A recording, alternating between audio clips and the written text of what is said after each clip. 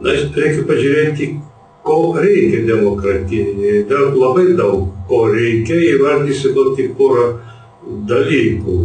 Lygybė prieš įstatymus.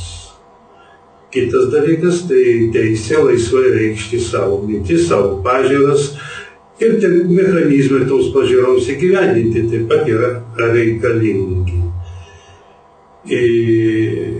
Bet iš tikrųjų Lietuvos bajorija turėjo šitas teises. Gyveno visi ir bajorai, ir ponai į Lietuvos statuto pasaulyje. Vadovavusi visi savo gyvenimo tais pačiais įstatymais ir teisimu, glinėjusi, jeigu reikėjo, tose pačiose teismuose. O tai svarbu luomenėje visuomenėje, kur kiekvienas luomas turi savo teismus. Galų gale kiekvienas ir visi kartu galėjo rinkti į savivaldą, pavietų, bet į Seimą ir netgi į naująjį valdovą.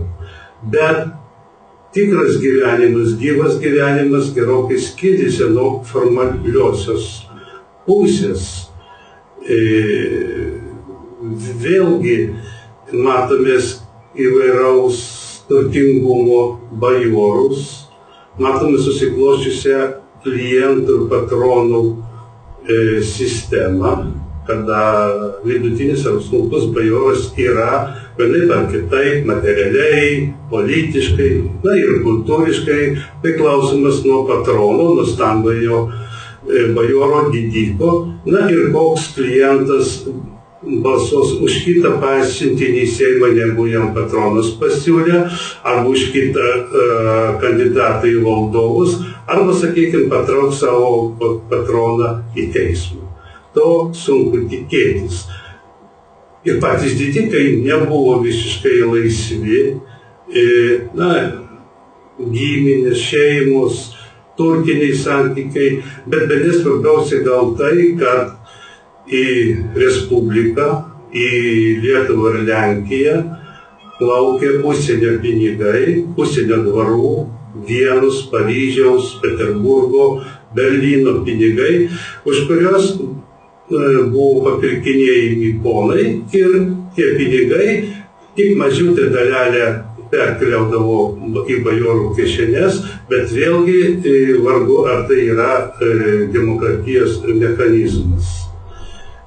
Taigi apibendrinant, galima pasakyti, kad taip, formaliai demokratija buvo, bet tik tai vienam luomui, ne visiems, bet tai ir galų gale